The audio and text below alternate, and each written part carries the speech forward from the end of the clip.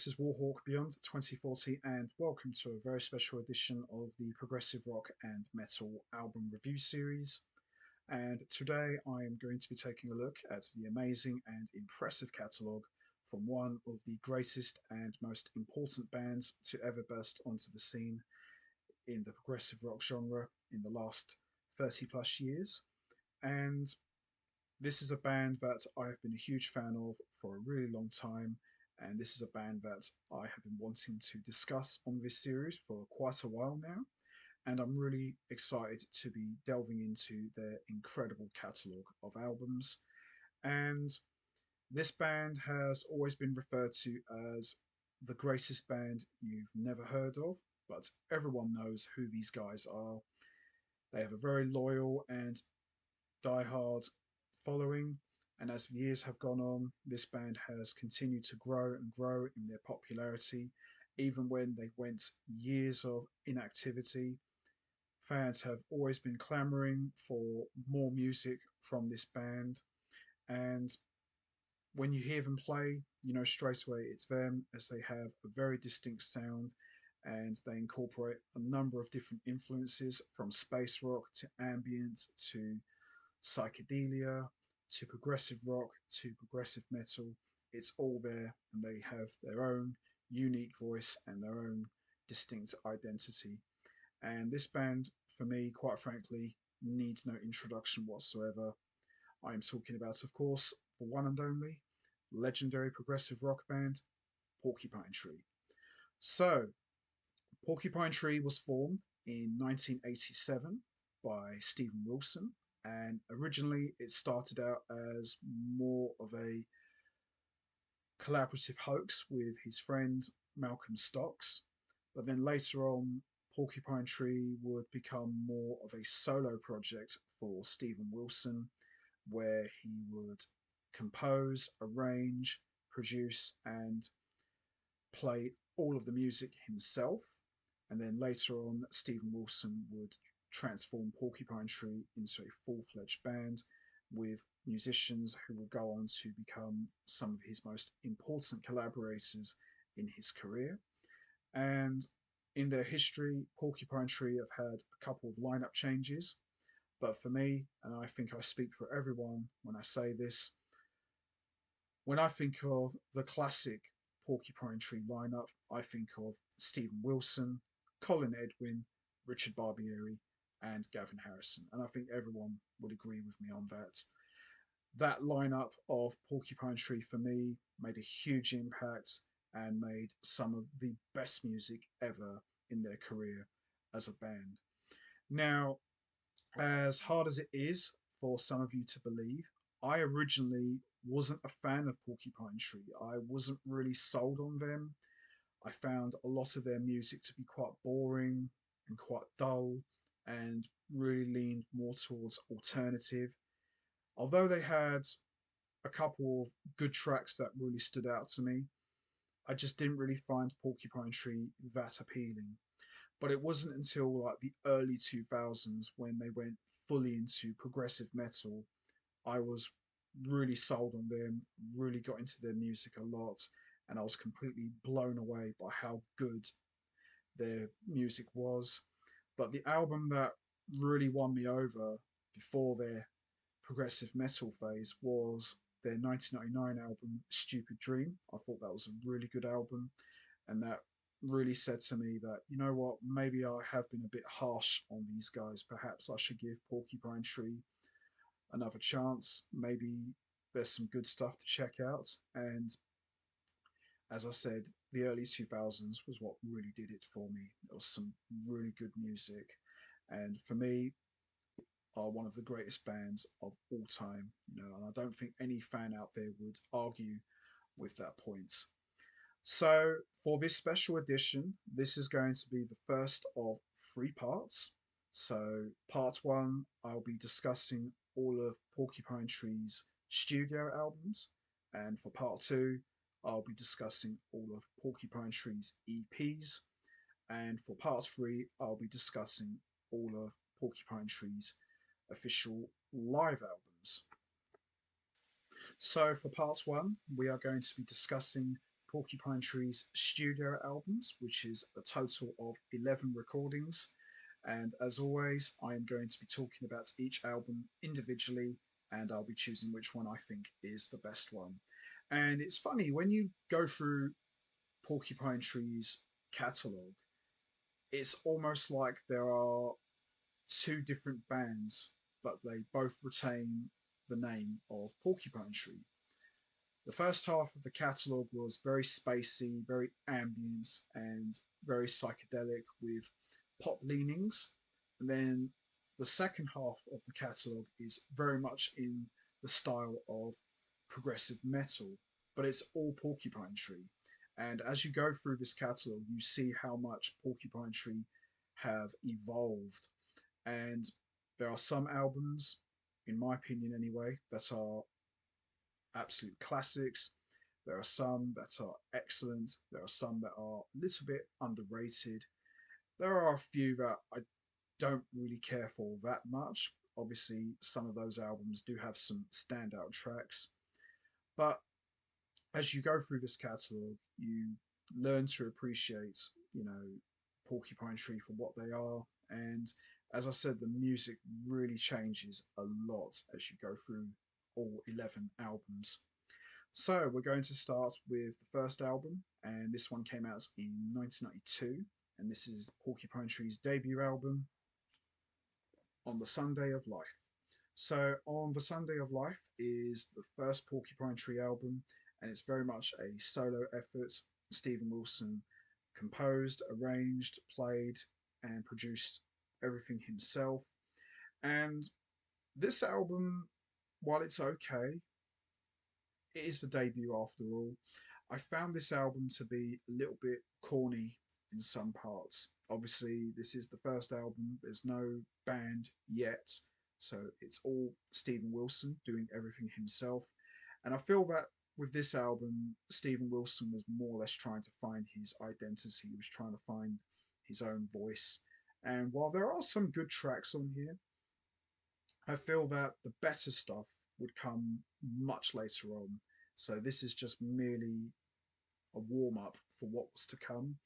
And this is an album, well, it's okay. I don't really reach for it that often, but I went back and listened to it in preparation for this. And yeah, it's okay. Not the best. Obviously, you know, it takes a while to get to the good stuff, but you know, with this album, it's very spacey. It's a little bit out there, but you know, the effort's there. You know, the technique's there. It's all there, but I feel that this wasn't a very strong effort from Steven Wilson, especially as he would later carve out a massive reputation for top-notch quality. But this album, yeah, it's not quite Porcupine Tree we know yet, but some of the hallmarks are there, but not the best album. So we've got 18 tracks. We've got Music for the Head, Jupiter Island, Third Eye Surfer, the title track On the Sunday of Life, The Nostalgia Factory, Space Transmission, Message from a Self-Destructing Turnip, Radioactive Toy, one of Porcupine Tree's classic tracks, Nine Cats, Hymn, Footprints, Linton, Samuel Dawson, and The Swallows Dance Above the Sun, Queen quotes Crowley, No Luck with Rabbits, Begonia Seduction Scene, This Long Silence, and It Will Rain for a Million Years. So there are some classic tracks on here, but the whole album itself, it's okay, but probably not as strong as what was to come later on. But it's okay. It's an acquired taste, but as I said, it's not really an album that I reach for that often. And the standout tracks for me are The Nostalgia Factory, Radioactive Toy, Nine Cats, No Luck with Rabbits, This Long Silence, and It Will Rain for a Million Years. But some good strong tracks. As I said, some of them would go on to become Porcupine Tree classics, but it is the debut. You're not going to get 100% perfection, but not a bad start. But I feel that the better stuff would come later on. So there you have it. On the Sunday of Life, Porcupine Tree's debut album. A solid effort, but not one of the band's best. But as I said, the better stuff would come later on. So there you have it, on the Sunday of Life. Not bad. So we move on to the next album, and this one came out in 1993, and this one is called Up the Downstairs. So Up the Downstairs is more or less a continuation of the debut album on the Sunday of Life. This time it features two notable appearances from two musicians who would go on to become the cornerstones of Porcupine Tree, and that is bassist Colin Edwin and keyboardist Richard Barbieri from Japan. Now, both of those musicians would only be featured on one track between them, but their presence would help lay the foundations for Porcupine Tree when it's transformed into a band. Now, this is a double album, and we got the 2004 mixes, which feature current drummer Gavin Harrison. But this is still very much a Steven Wilson solo effort. So, just like the first album, he's playing a lot of the music and a lot of the instruments himself. And it's not bad. It's a pretty decent effort, maybe slightly better than on the Sunday of Life, but at the same time, this is still Steven Wilson trying to find his footing. And I feel that with the early Porcupine Tree stuff, I get the impression that Steven Wilson wasn't entirely sure what he wanted Porcupine Tree to be like. And obviously, there was a lot of Pink Floyd influences in the early days. And that was one of the main reasons I wasn't sold on Porcupine Tree originally. They were just like a Pink Floyd ripoff. And this is someone who has a lot of great respect for Pink Floyd. I consider them to be one of the greatest bands in history. So I don't really want to hear someone else ripping off Pink Floyd. But Steven Wilson was more or less still trying to find his way. And as I said, Up the Downstairs, a pretty decent effort, slightly better than the debut, but as I said before, the better stuff would come. So we've got for disc one, What Are You Listening To? Synth for Caesar, Monuments Burn Into Moments, Always Never, the title track, Up the Downstairs, Not Beautiful Anymore, Siren, Small Fish, Burning Sky, and Fade Away. And then on disc two, we got Staircase Infinities, which is what it's called. Cloud Zero, The Joke's on You, Navigator, Rainy Taxi, and Yellow Hedgerow Dreamscape. So there's some pretty good material on here. But as I said, it's still very much in the ambient, spacey sort of realm with some psychedelic influences. So they wouldn't quite be the Porcupine Tree we know yet.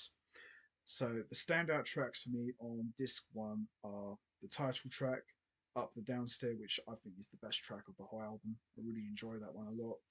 Burning Sky is great, which is like 11 minutes long. That's really good. Not Beautiful Anymore. Synth for Caesar is great, and Fade Away is great as well. And then on disc two, Staircase Infinities, Cloud Zero, Yellow Hedgerow, Dreamscape, and Navigator and Rainy Taxi. A little bit better than the first one, but at the same time, this is kind of Porcupine Tree still trying to find their way, but still quite enjoyable nonetheless. So there you have it. Up the Downstairs. Slightly better than on the Sunday of Life, but as I said, the better stuff would come soon after. So there you have it. Up the Downstairs. Pretty decent effort, in my opinion. So we move on to the next album, and this one came out in 1995, and this one is called The Sky Moves Sideways. So after a couple of solo efforts, The Sky Moves Sideways sees Porcupine Tree have now evolved into a full-fledged band, and the first official lineup is comprised of Steven Wilson on guitars and vocals, Colin Edwin on bass, Richard Barbieri on keyboards, and Chris Maitland on drums, who makes his debut as Porcupine Tree's first drummer. And this would be the lineup that would last for most of the 90s up to the early 2000s. and it's still very much in the ambience, spacey sort of realm, but now they're starting to slowly incorporate more poppy and more rock leanings into their music. And The Sky Moves Sideways is a pretty good, strong effort by Porcupine Tree's first official lineup. And there's some really good music as well. And this album is a double album. So on disc one, we've got the title track, The Sky Moves Sideways Phase 1, which is like 18 minutes long. Then we've got Dislocated Day, The Moon Touches Your Shoulder, Prepare Yourself, and part two of the title track, which is like 16 minutes long, which is The Sky Moves Sideways Phase 2. And then on disc two, we've got The Sky Moves Sideways alternate version, which is like 34 minutes long, Stars Die, Moonloop Improvisation, which is like 16 minutes long, and Moonloop Coda, which is more like a 4 minute ending. But good, strong effort and some great playing from Stephen Wilson. Great keyboard work from Richard Barbieri, who to me has always been like the secret weapon for Porcupine Tree. He's not what you would say an upfront keyboard player. You know, he's not like a wild man on the keys, but he provides a lot of soundscapes and a lot of, you know, different sounds and space to really give Porcupine Tree that atmospheric, lush sound. And to me, Porcupine Tree wouldn't sound like they do without Richard Barbieri's keyboards. I know Stephen Wilson does play keyboards, but Barbieri's on a different level, and you know he really is the difference maker. And Colin Edwin is the same, a very laid back bass player, but his laid back style of bass work really makes the difference for Porcupine Tree. And Chris Maitland, I don't feel he gets enough credit for his contributions to Porcupine Tree. He's a terrific drummer and he's a little bit laid back, but he's a really good player and he really helped build up the sound that we would come to know as Porcupine Tree. And he's criminally underrated behind the drum kit. So the standout tracks for me on this one are The Sky Moves Sideways Phase 1 and Phase 2, and Dislocated Day, and on disc two, the alternate version of The Sky Moves Sideways and Moonloop Improvisation and Stars Die. But a really good, strong effort. And yes, Porcupine Tree are still trying to find their footing, but now that they've got a full fledged band of musicians, you can really see that things are starting to come together and things are really starting to pick up for these guys. But a very good, strong effort and in my opinion, from this lineup, one of their best, in my opinion. So there you have it. The Sky Moves Sideways. Very enjoyable and not really an album I listen to that much, but when I do, it's very good. It's a very enjoyable album. So there you have it. The Sky Moves Sideways. Excellent stuff from the first lineup of Porcupine Tree. Great stuff. So we move on to the next album, and this one came out in 1986. And for me, it's one of my favorites from this lineup of Porcupine Tree. And this one is called Signify. So Signify has got some classic Porcupine Tree tracks, and you can really hear the early sounds of Porcupine Tree are really starting to become fully developed.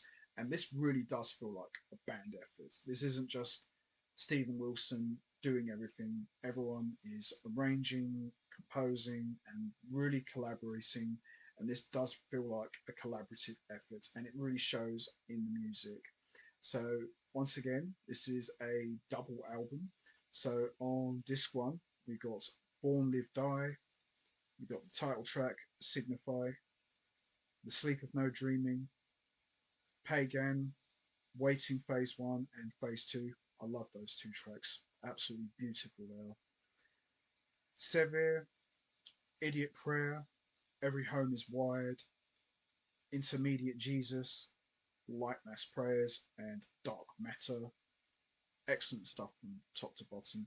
And then on disc 2, we've got like demos from those sessions, which is called The Insignificance. sessions, which is like the demos from like 1985 to 1986. So we got Waker's Gun 1, Halo Galo, Signify, Waiting, Smiling Not Smiling, Waker's Gun 2, Neural Rust, Dark Origins, Severe Tomorrow, and Nine Cats acoustic version, which is pretty good in my opinion. So very good, strong effort from the first incarnation of Porcupine Tree, and you could really hear everyone finding their voices and really coming into their own. So the standout tracks for me on disc one are Waiting Phase 1 and Phase 2, the title track Signify, Intermediate Jesus, Dark Matter, and Light Mass Prayers. And then on disc 2, Waker's Gun 1 and 2, Nine Cats acoustic version, Dark Origins, and Waiting and Smiling Not Smiling. But very good, strong efforts from the first lineup and very enjoyable and some great music in my opinion. So there you have it. Signify, one of my favourite Porcupine Tree albums from the first lineup. Excellent stuff. So we move on to the next album, and this one came out in 1999. And this was the album for me that really sold me and won me over as far as Porcupine Tree was concerned. And this one is called Stupid Dream. So, as I said at the beginning, Stupid Dream was the one that really won me over and really sold me as far as Porcupine Tree was concerned. And after 26 years, Stupid Dream still holds up very well, and there's some brilliant music. And some of my favourite Porcupine Tree songs are from this album. It's just an absolute masterpiece, and you can really hear Porcupine Tree are starting to slowly go into transition mode. They're starting to slowly move away from the spacey, ambient Pink Floyd influenced style and really start to come up with their own original identity and voice. And it's a brilliant album. And we got a guest appearance from Theo Travis, who's featured on 2 tracks. A brilliant sax player who pretty much is Stephen Wilson's right hand man. He's involved in all of Stephen projects. He's in his band. He's pretty much Stephen Wilson's go-to guy. If he needs a sax part or solo, Theo Travis is his man. And he's a brilliant sax player. He's currently playing with Soft Machine, leads his own band, Double Talk, and has got like a million different collaborations with guys like Robert Fripp, to name a few. Theo Travis, I've always looked at as kind of like the unofficial fifth member of Porcupine Tree. He's just a really good, solid, reliable, and all round great musician. So we've got Even Less, which is excellent. Piano Lessons is Porcupine Tree classic. The title track, Stupid Dream, which is like 28 seconds. Pure Narcotic is great. Slave Called Shiver is great. Don't Hate Me, which has got a great Theo Travis sax solo, probably my favourite track of the entire album. This Is No Rehearsal is excellent. Baby Dream in Cellophane is great. Stranger by the Minute is good. A Smart Kid, Tinto Brass, and Stop Swimming.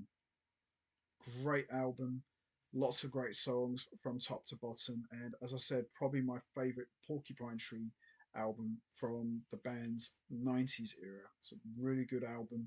And this was the album that really won me over and really convinced me to give these guys another chance. So the standout tracks for me are Piano Lessons, Don't Hate Me, This Is No Rehearsal, Stranger by the Minute, A Smart Kid, and Pure, Narcotic, and Stop Swimming. But the whole album from top to bottom is really good. So gone are the spacey ambient soundings, and now we've got a more mainstream poppy and rockier sound in its place, and I love it. It's a really good album, and I still listen to this one quite a lot. So there you have it. Stupid Dream, my favourite Porcupine Tree album from the 90s era. Excellent stuff, and one that I still listen to quite a lot. Love it. So we move on to the next album, and this one came out in 2000, and this one is called Lightbulb Sun. And this is actually one of my dad's favorite albums from Porcupine Tree. And it's a very enjoyable album, bit more poppy than some of the earlier albums, but still very enjoyable. And there's some great music, and you can really start to hear the sound of Porcupine Tree really coming to life. And these guys have never sounded better than they do here. And this would also mark the final appearance of original drummer Chris Maitland, as he would leave shortly after. But there's some great drumming, some great keyboard playing from Barbieri. Chris Maitland's drumming is on top form. Colin Edwin's bass work is all over this, and Stephen Wilson, he's got a really good commanding presence on vocals and guitars, and some great acoustic playing from Stephen Wilson as well. Some really good guitar playing, both on electric and acoustic. And I think everyone really is starting to find their voice. They're really starting to find their footing. And I think as far as this lineup is concerned, I think things are really starting to come together here. So we've got the title track, Lightbulb Sun, which is an awesome opener. How is Your Life Today is great. Four Chords That Made a Million is great. She's Moved On is a really good track. Last Chance to Evacuate Planet Earth Before It Is Recycled is a good track. Is a good track. Hate Song is great. Where We Would Be is good. And we've got Russia on Ice is a good track as well. And Feel So Low. Really good, strong collection of material and some classics. And it's got a much more mainstream sound. And I kind of look at this as like a sequel to Stupid Dream, but it's a lot more mainstream than Stupid Dream. But I think this is a really good album, and it's one of my favorites, and it's one of my dad's favorites as well. And I think it's just a really good, strong effort from Porcupine Tree.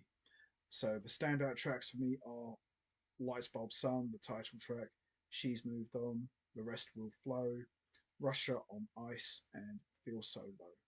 Really good album. Bit bummed out that Chris Maitland left. I thought he did a really good job on the drums, but his replacement would be the ultimate game changer as far as I'm concerned, and we'll get to that momentarily.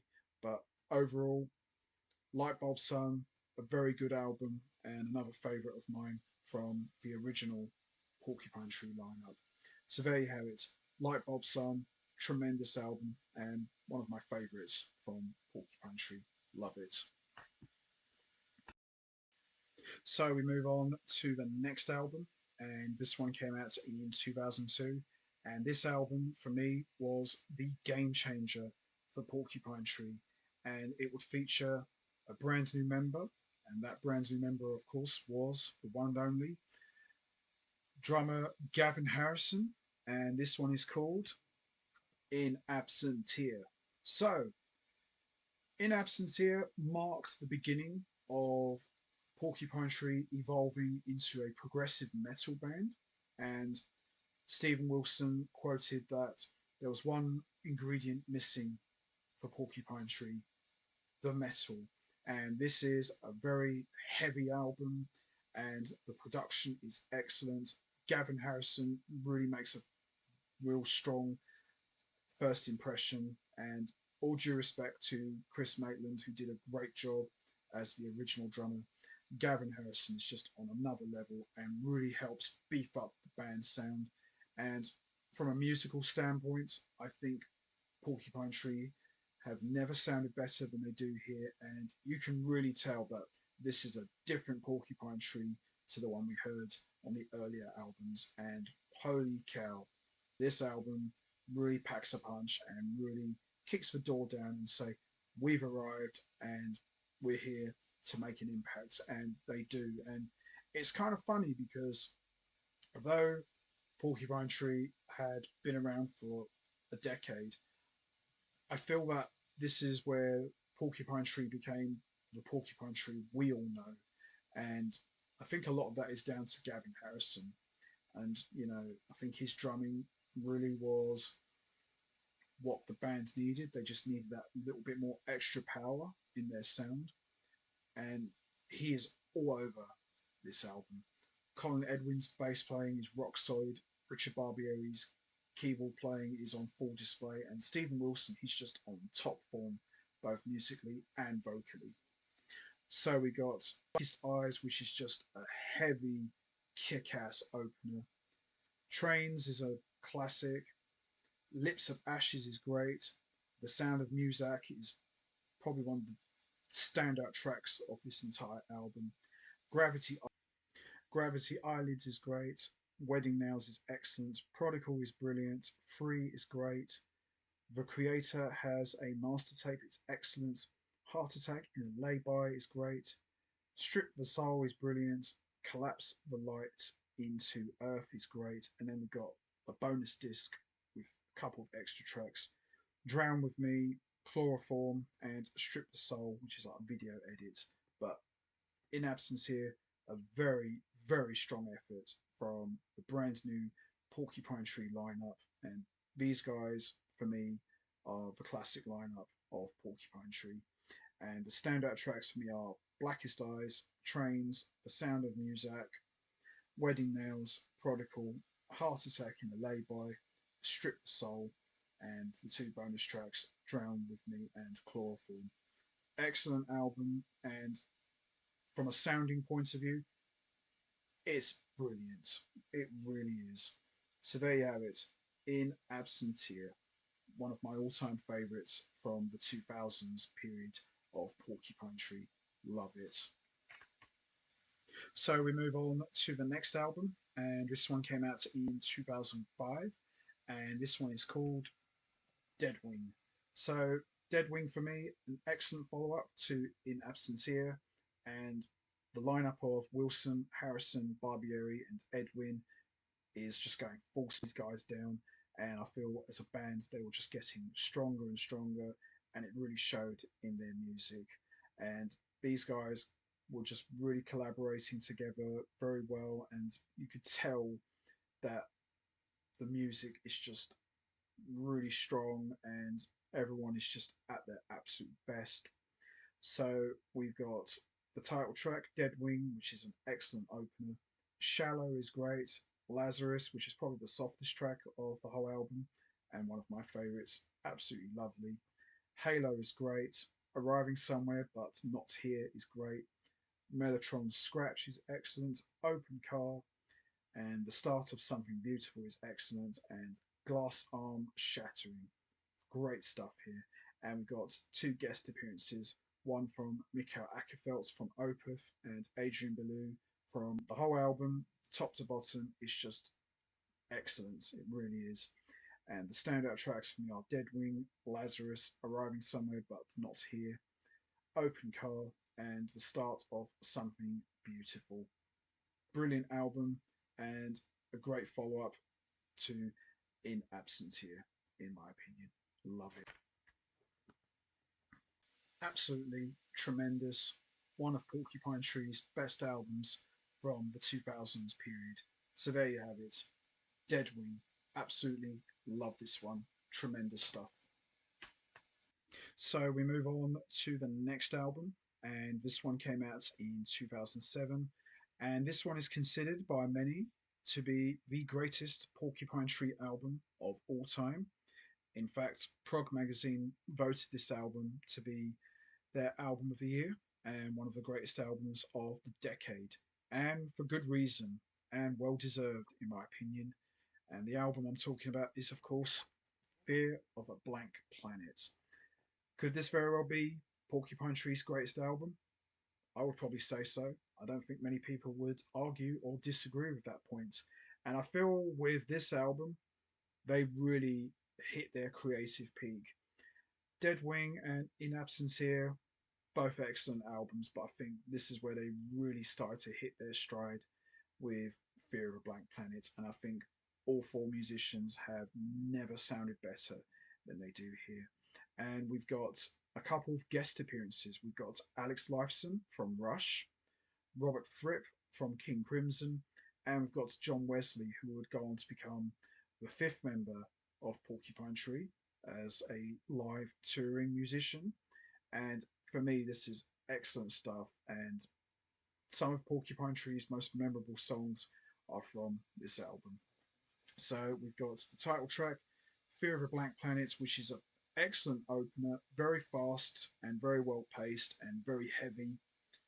My Ashes is beautiful, and Emphasize, which is like the minutes with a brilliant Alex Lifeson guitar solo. Sentimental is brilliant. Way Out of Here, which features Robert Fripp on soundscapes, just absolutely brilliant and dark and heavy. And then we've got Sleep Together. What more can you say? Every song is a standout track.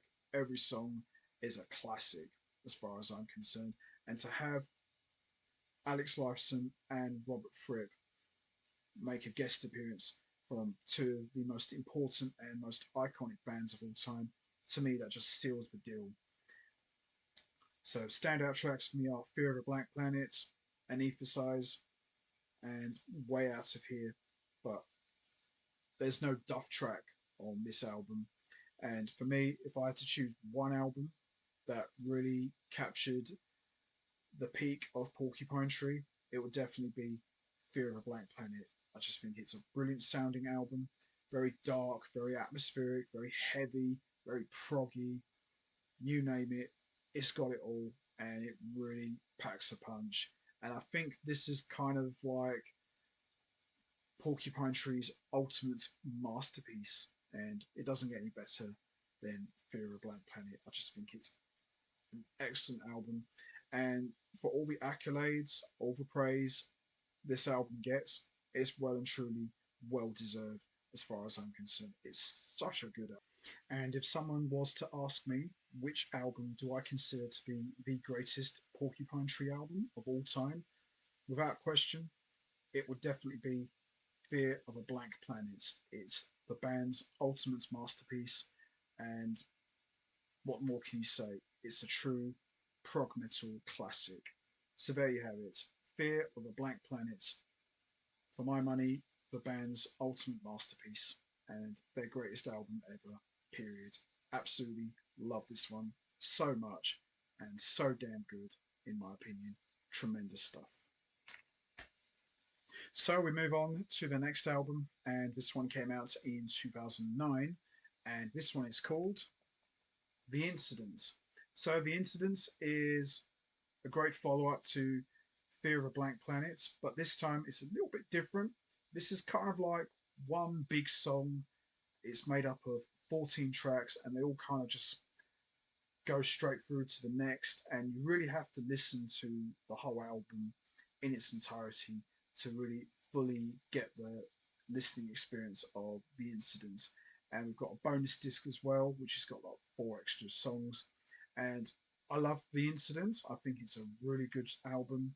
And I feel by this point, there was nothing that Porcupine Tree could do that wasn't bad. They could do no wrong. And they'll just get stronger and stronger.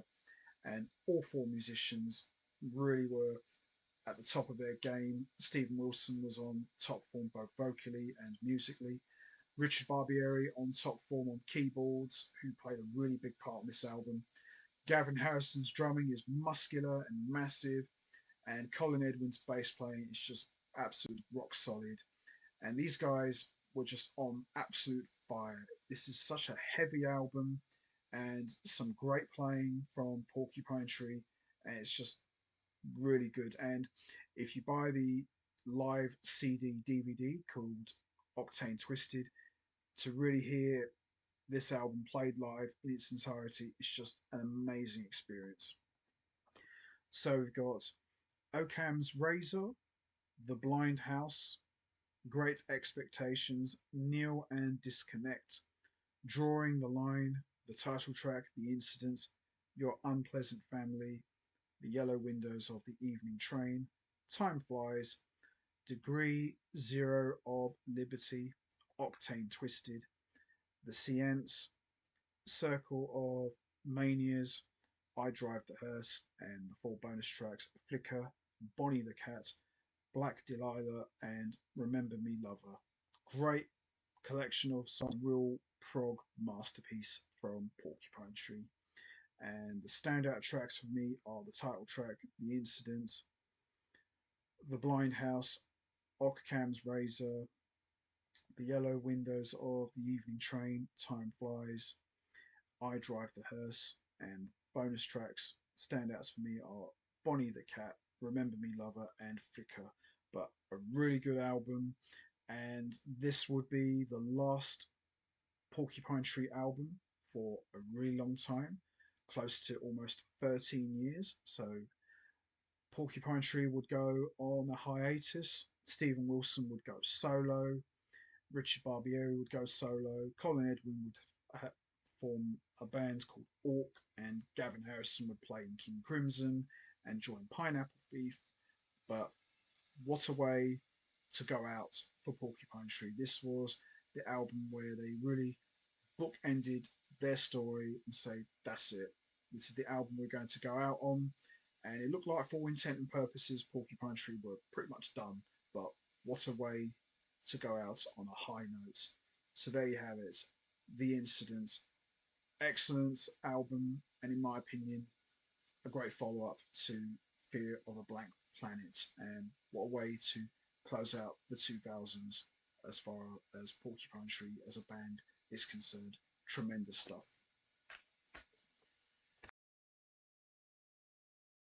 So we move on to the next album, and this one came out in 2022, and this one is called Closure Continuation. So, Closure Continuation marks the first time in over 13 years since 2009's The Incident that Porcupine Tree had recorded and released an album featuring new material. But little did we know that behind the scenes, that Porcupine Tree were secretly still playing together and cooking up a new album. But this is a different kind of Porcupine Tree to what we have seen in the past. Porcupine Tree are now a trio. So Colin Edwin is sadly not on this album, so he will not rejoin these guys. So we've got Stephen Wilson, Richard Barbieri, and Gavin Harrison on this album as a trio. But you know what? To not play together in over 13 years and with the band on a hiatus to come back together and make an album like this, they don't miss a single beat.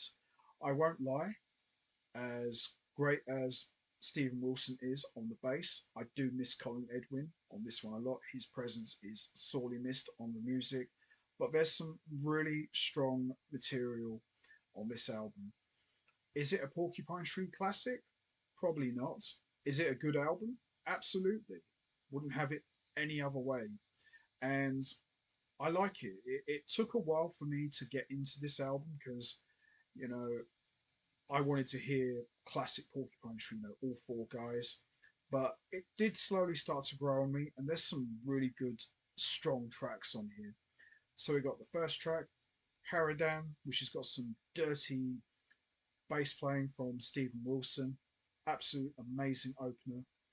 Of the New Day, one of my favourite tracks from this album, which easily could have fitted in with a Stephen Wilson solo album.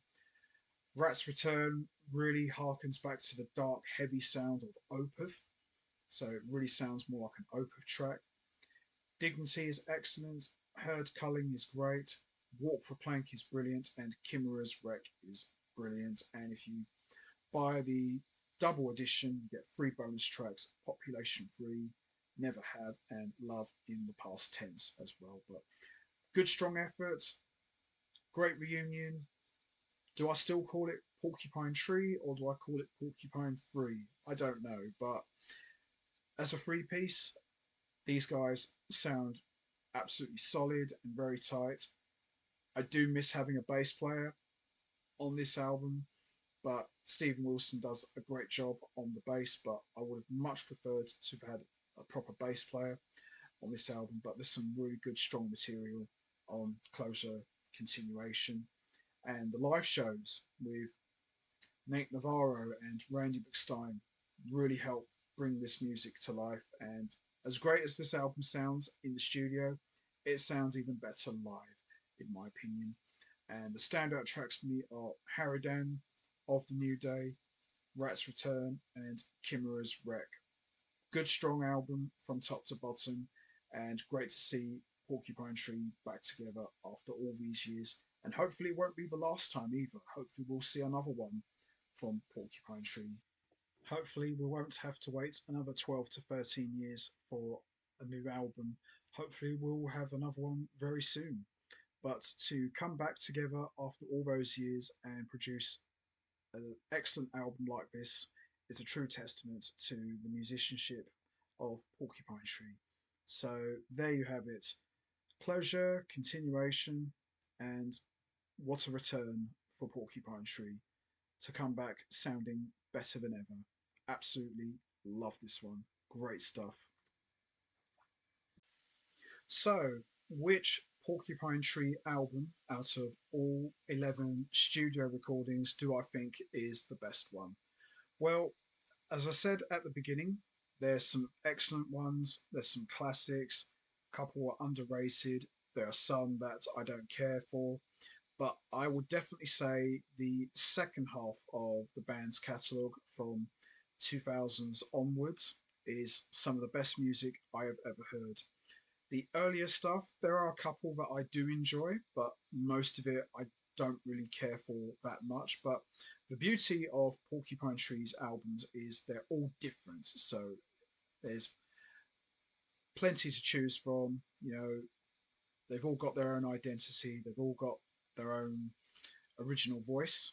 But if I had to choose one that I would consider to be not only my all time favourite Porcupine Tree album, but the band's masterpiece, I'm definitely going with Fear of a Blank Planet. I think this was the one where the band really hit their peak, and I think they were just getting stronger and stronger.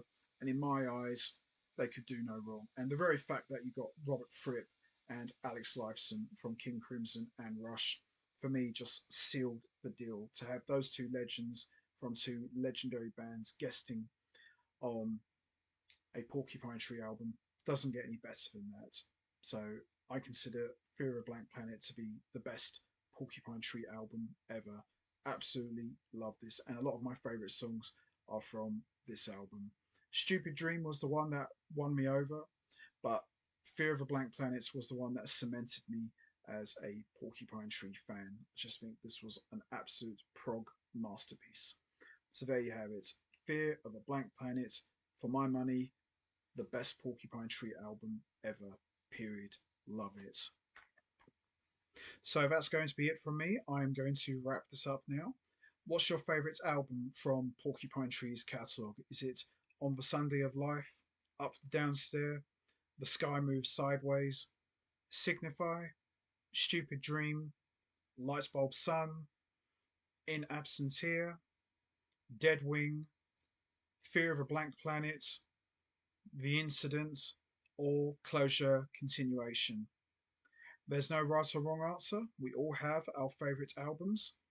You know what to do, guys. Hit the like button, hit the subscribe button, leave your thoughts and comments down below, and I will see all of you next time for another edition of the Progressive Rock and Metal album review series, where I will return with part two, where I'll be discussing all of Porcupine Tree's EPs. So make sure you don't miss that. So until next time, take care, everybody, and stay safe. And once again, as always, much appreciated. Thanks for listening.